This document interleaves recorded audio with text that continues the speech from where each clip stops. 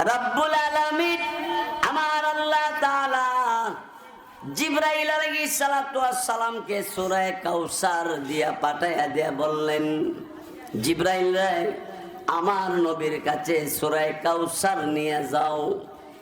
1 নম্বর আয়াতের মাধ্যমে আল্লাহ পাক রব্বুল আলামিন আপনার আমার নবীকে সান্ত্বনা দিলেন। 2 নম্বর আয়াতে আল্লাহ পাক রব্বুল আলামিন নবীজিকে কর্মসূচি দিলেন, কাজ দিলেন। 3 নম্বরে নবীকে যেই বেঈমান কাফেরেরা গালি দিত, নবীকে ঘৃণা করত, ওই বেঈমান কাফেরদের দাঁত ভাঙ্গা জবাবটা এই সূরার 3 নম্বর আয়াতের মাধ্যমে দিয়েছে। আমার ভাইরা বন্ধুরা, আমার নওগাঁর নবীনগর ব্রাহ্মণবাড়িয়া, হে মুসলমান ভাইরা, পর্দানিশীন মা বোনেরা, আমার আপনার নবীকে বেঈমান কাফিররা বিভিন্ন জ্বালা যন্ত্রণা যখন দিতে আরম্ভ করলো, নবী পেরেশান হয়ে গেল। নবীর ছেলেরা দুনিয়াতে বিদায় হয়ে গেছে। নবীর মহাব্বতে সাহাবায়ে কেরাম কানতে কানতে যার যার মক্কা মদিনা আরব প্রান্তিতে সব মুসলমান জমিনের মধ্যে পড়ে লুটাইয়া পড়ে কান্দে, হায় আমার নবী নাই।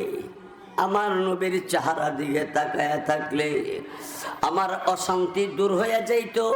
নবীর চেহারার দিকে তাকায়া থাকলে আমার যত ধরনের কষ্ট থাকতো সব কষ্ট আমার থেকে দূর হইয়া যাইত। তিনি আমাদের নবী, খুশি না বেজার? আমার বাইরা বন্ধুরা, আমার আপনার নবী রাহমাতুল লিল আলামিন, তিনি লোকদেরকে বলতেছিল, হে লোকেরা, না মূর্তি পূজা করবা না, আগুনের পূজা করবা না, গাছের পূজা করবা না, সঠিক ইসলাম বুঝবার পথ অবলম্বন করো। আমি নবী যা বলি তোমরা তা পালন করো। আমি নবী যা বলি তা যদি তোমরা পালন করতে পারো, তাহলে আমি নবী ঘোষণা দিলাম আমার সাথে তোমরা জান্নাতে থাকবে। হাদিস শরীফের মধ্যে রাসূল বলেন, হাদিসে রাসূল বলেন, قال النبي صلى الله عليه وسلم من أحب سنتي فقد أحبني ومن أحبني كان معي في الجنة। রাসূল বলেন, ও দুনিয়ার মানুষ, শোনা শোনা, আমি নবীর সুন্নত যদি তুমি পালন করো, আমি নবীর সুন্নত মতো জীবন পরিচালনা করতে পারো, রাসূল বলেন তুমি যেন আমি রাসূলকে মহব্বত করেছ, আর আমাকে যে মহব্বত করেছ, আমি রাসূল ঘোষণা দিলাম আমার সাথেই তুমি জান্নাতে থাকবে। রাসূলুল্লাহি সাল্লাল্লাহু আলাইহি ওয়াসাল্লাম, লা ইউমিনু আহাদুকুম হাত্তা আকুনা আহাব্বা ইলাইহি মিন ওয়ালিদিহি ওয়া ওয়ালাদিহি ওয়ান নাসি আজমাইন। বারাকাল্লাহু লানা ওয়া লাকুম ফিল কুরআনিল আযীম ওয়া নাফা'না ওয়া ইয়্যাকুম বিল আয়াতি ওয়াজ যিকরিল হাকীম। আল্লাহুম্মা সাল্লি ওয়া সাল্লিম ওয়া বারিক আলাইহি।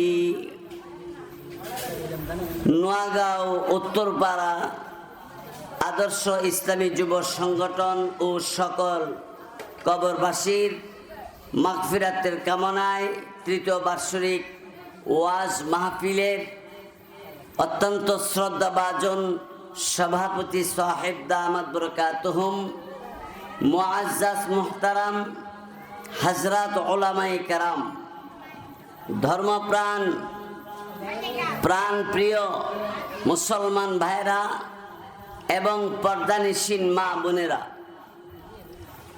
আমরা প্রথমেই আল্লাহর কাছে শুকরিয়া আদায় করি, সকলে বলি আলহামদুলিল্লাহ। বন্ধুগণ, পবিত্র রমজান মাস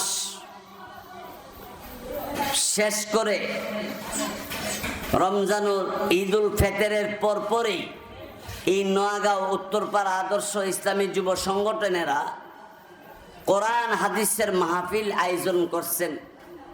এই জন্য এই যুবক ভাই সহ, এই সংগঠন সহ এই এলাকার ধর্মপ্রাণ সকল মুসলমানদের জন্য আমি আল্লাহর কাছে দোয়া করি, আল্লাহ তাআলা যেন তাদের এই পরিশ্রম এবং এই মেহনত, টাকা পয়সা পরামর্শ যারা দিয়েছেন, মেহনত করেছেন, সকলকে আল্লাহ তাআলা কবুল করুক, বলেন আমিন।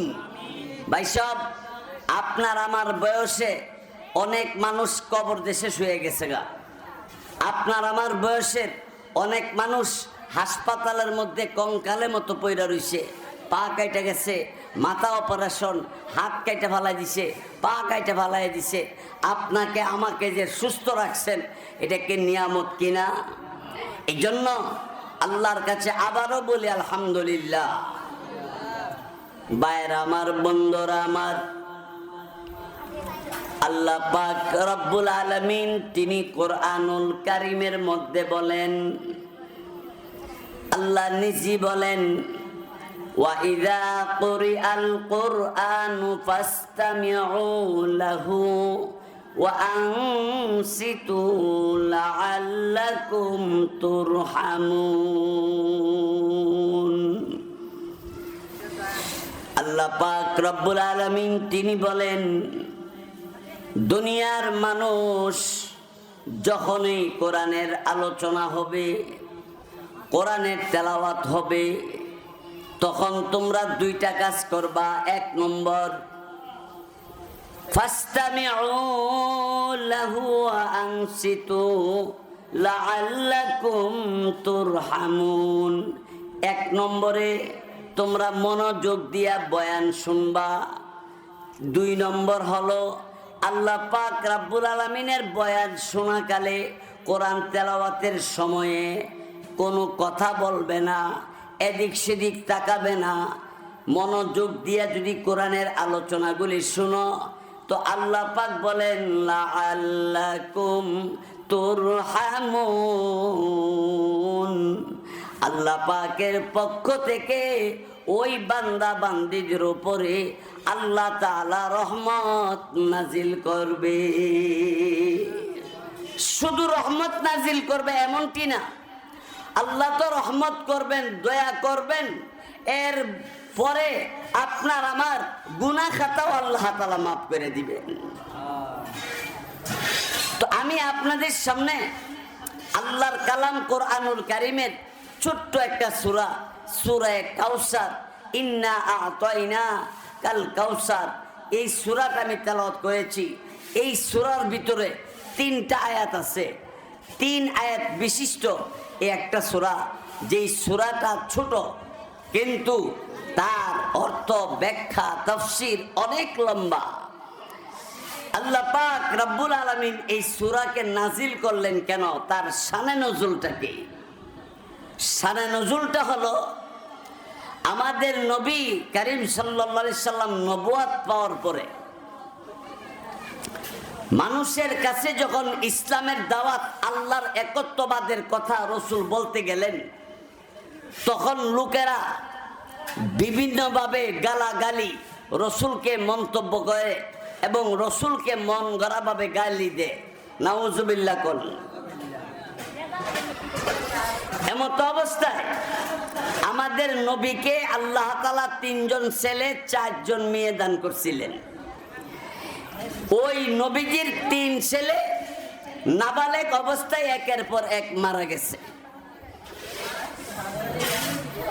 তো আস ইবনে ওয়াইল নামক এক বেঈমান, ওই আস ইবনে ওয়াইল, এই বেঈমান এলাকার ভিতরে ঘুরে ঘুরে বলতেছে, ও লোকেরা শুনো, মুহাম্মদ যে লা ইলাহা ইল্লাল্লাহ মুহাম্মদ রাসূলুল্লাহ সাল্লাল্লাহু আলাইহি ওয়াসাল্লাম, এই যে কালিমার দাওয়াত দিতে গিয়া রসুলকে বিভিন্নভাবে কষ্ট করতে গিয়া তোমরা যে দেখতেছো মেহনত করতেছে, কিন্তু এই মুহাম্মদের কালিমা পয়রা লাভ কি? তার 3 ছেলে, 1 ছেলেও নাই, 3 ছেলেই মারা গেল। তাইলে নবীও একদিন পৃথিবী থেকে বিদায় হয়ে যাবে, তখন এই কালিমার, এই ইসলামের ধর্ম কে কে হেফাজত করবে? ইসলাম ধর্মের মোহাব্বত ভালোবাসা কার কাছে থাকবে?